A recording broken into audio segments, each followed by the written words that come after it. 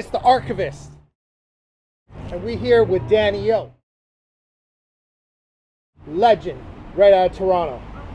And who is one of Eastern pioneers of Canadian hip-hop culture, Dan-e-o. Respect. Thank you, man. I appreciate you showing me some love, bro. It's cool to see your big old Dan-e-o collection over there, too. And let's go back. 5 years old, Michael Jackson's Thriller, playing records. Yeah.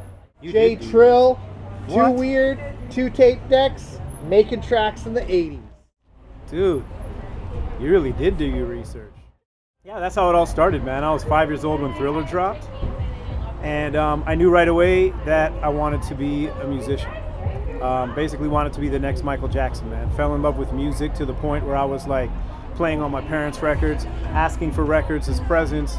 I would draw records, pretending that they were mine. Everything from the song titles to the liner notes, production credits, and everything. So it was just a dream of mine as a kid. That's amazing. I think this is the first interview I've ever done where someone shouted out J Trill in the group Too Weird. That was my first group in elementary school. J Trill, by the way, who I have to thank for this haircut. He's my barber to this day, one of my best friends to this day. And yeah, man, we just used to record tapes. We'd press play on one, we'd press record on the other, and record a one-take track because there was no tracks. This wasn't a studio. This was just home with 2 tape decks. And if you messed up, you had to do the whole song all over from the start. So that's what really got me started as far as recording. I mean, this wasn't studio recording, but this was me writing raps and creating, songs and our own little albums that we just shared with kids in our class. And 1991, Electric Circus, winning a freestyle contest, on with Master T, writing at 10, being on Rap City, one of the best moments growing up behind being a young MC. Yeah, it was, man. I mean, 13 years old, I was still in elementary school, and Electric Circus was having a rap-op contest. It was a dance show. It wasn't just a hip-hop show, it was a dance show. So there was dance, pop, R&B, reggae, all kind of different, dance music and hip-hop. And it had this contest where you could win tickets to an LL Cool J concert. And I wanted to go to that concert, but what I really wanted to do was show and prove that I had skills. So I wrote this song called Can't Test Me. Shout out to my boy Lindo P, who basically recorded the song for me. And we submitted the track. We got chosen to perform, and we performed live on television. It was a phone-in vote, no internet back then, and we won. And that really started my foray as, an artist in the game. And the mighty Lyrical Coalition, To the Horde, Monolith Crew, At the Top, Plan A, the legendary moments with the crew. Rest in peace, Destro. Yeah, man. Much love, bro. Like I said, you know your shit. And well, this is interesting that you show this because I'm out here on the West Coast. Haven't seen this album in a while, but this album called Primetime, the original soundtrack, was put out by, I think it's Bro-Am Records. And let me check if I can see this right, 1999. And At the Top by Monolith is on here. This was one of our first ever license deals where we got a song licensed to a compilation. And yeah, like you said, Lyrical Coalition was the name of my crew in early high school. The Horde was the name of another crew. My crew is from North Scarborough, which is East Toronto. The Horde was from South Scarborough. And then we unified and became one. We became Monolith. And the tracks At the Top that you just mentioned, Plan A, By the Plenty, that was all part of an EP we put together called The Long Awaited on our own label called One Rock Records. So we recognized that we had to be basically going into business for ourselves to become recording artists, starting our own label, recording our own music, and putting it out as a crew. That's what we did. And the mighty Monolith Crew, do you know about QC out on the West Coast? That's your crew out here. So we go back from 95, Q continues. Well done, man. Stace Prince. Well, listen, you're a 90s hip-hop head, so you know what time it is. And we going in, the classic single, Dear Hip Hop, Beat Factory, 7 Deadly Venoms tour. Wow. What was your best highlight during the Rap Essentials in the 90s? It's funny you mentioned the 7 Deadly Venoms.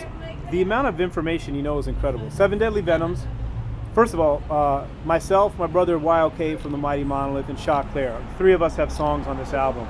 So the 3 of us went on tour. Coming along with us was Black Cat from the Monolith, Ro Dollar, Casey Thomas, and DJ Supreme. Those 7, we called ourselves the 7 Deadly Venoms as we toured the country. And I have lots of great memories from that tour, but I just finished telling this story, so I'm going to tell this one to you, especially since I'm out here on the West Coast. We were in Banff, Alberta for one of the Rap Essentials stops. We were doing a sound check in a real small venue. It's like a restaurant, so people were still eating while we're doing the sound check. it was amazing because I was looking out the window and seeing mountains, which is incredible for me because I don't have mountains back where I'm from. Looked amazing outside. But inside, everyone was vexed. They were eating their dinner. They didn't want to hear any noise, man.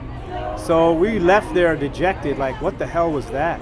When we came back to that venue later that night, all the tables were removed. There was no dinner. It was a packed house. It was one of the loudest, craziest shows we did on the whole tour. So between the scenic view outside and the incredible fans inside, that was one of the most fun shows we did.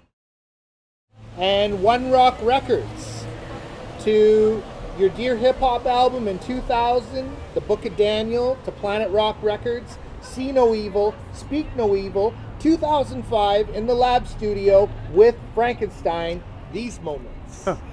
Well, bro, you're just basically skimming through the early 2000s. You know, after we put out The Long Awaited in 98, I dropped my debut album, The Book of Daniel, in 2000, See No Evil, Hear No Evil in 2004. And yeah, this is not the original, but this is the album. This is the first album I put out as a solo artist in 2000, which was on One Rock Records, which sort of transformed into Planet Rock Records.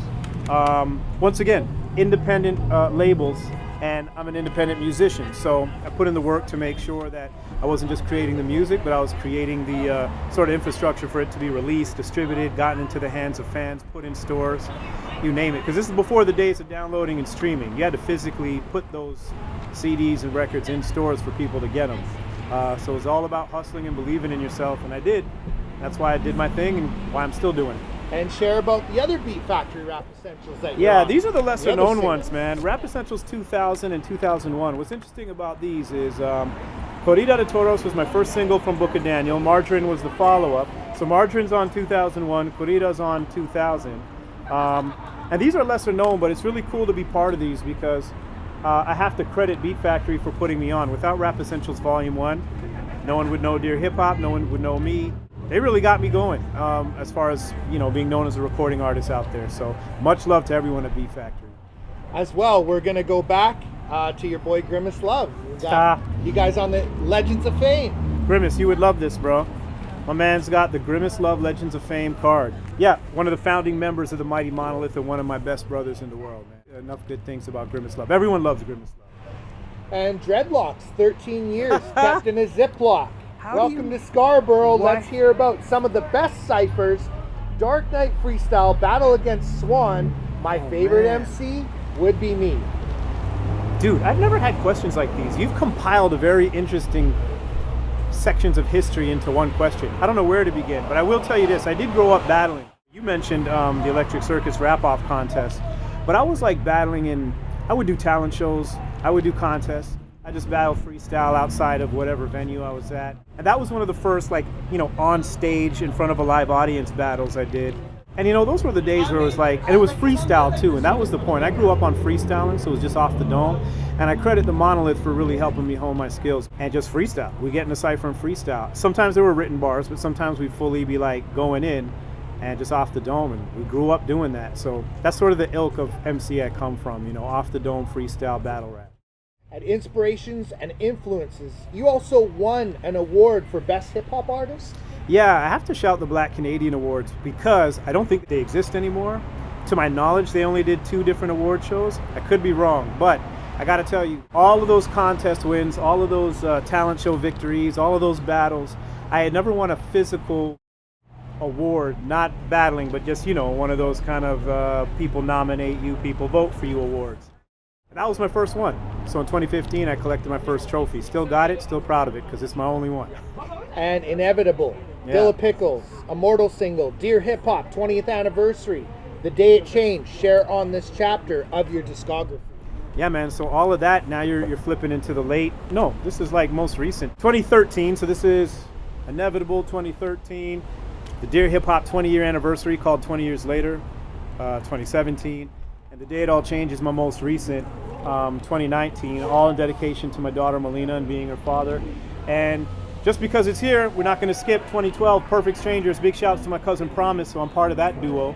And God willing, we're going to work on another record together. But yeah, man, that was a fun record to do. And all of those records, just as I wanted to take it to the next level, not just tribute 20 years of Dear Hip Hop, but all of the artists that were part of that era too. So that album has Maestro Fresh West and Shaw Claire and Frankenstein and Thrust and Eternia, Mocha Only from Van City, Mathematic, Deuce Deuce.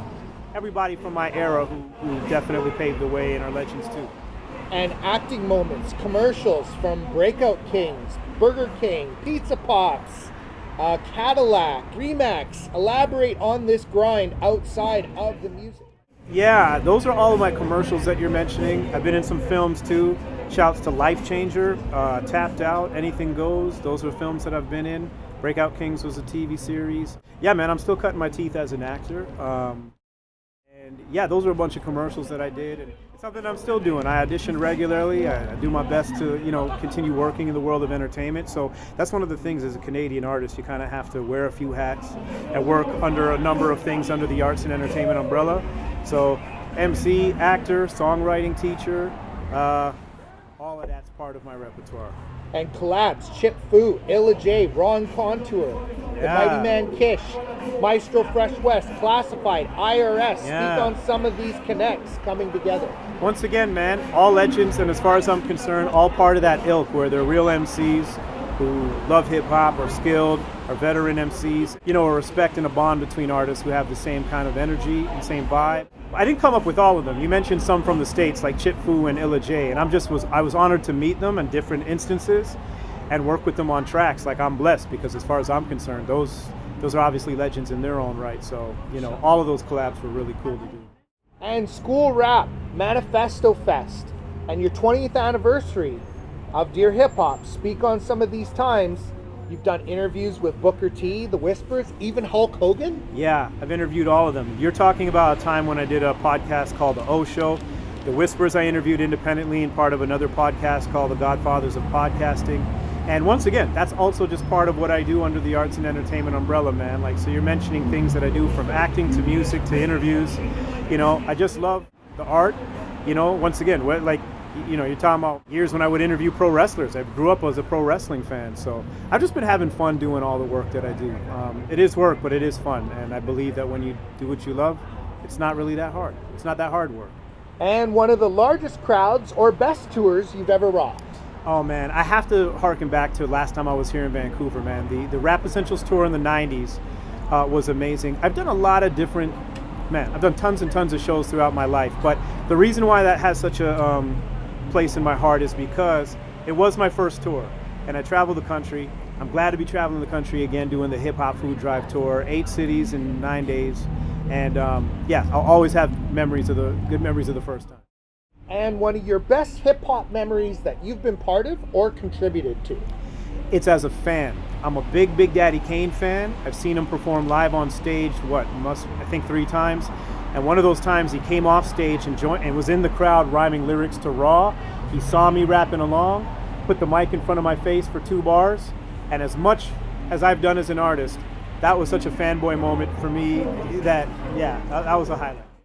And tell me more about the food drive, because we're around Christmas right now. Yeah, the Hip Hop Food Drive is traveling through 8 cities. So we're here in Vancouver at the first stop. We're going to Calgary, Halifax, Toronto, London, Kingston, Gatineau, and Ottawa. It raises money and food for food banks in all of the cities that I mentioned, and it is an annual event that does take place around the holidays. It's all about giving back, and it's all about good music as well. And you got any shouts? Yo, shouts to you, Archivist, for doing this. I really appreciate you. Thanks to J Morris. Big shout to him. He calls himself your favorite light skin. I'm at least your second favorite, I hope. But shouts to him because he's the reason I'm out here. And shouts to everybody keeping this thing going, man. Hip hop is a beautiful art form, and it doesn't die because people love it. And if you love it, thank you. It loves you back. And shouts to my boy Azriel out in Van City. Shouts to the homie in Nigeria who actually put me back to crawl out of retirement. Crispin at Soul Essentials Records. And J Morris at the Hip Hop Food Drive. And this is the Archivist, and you've been archived.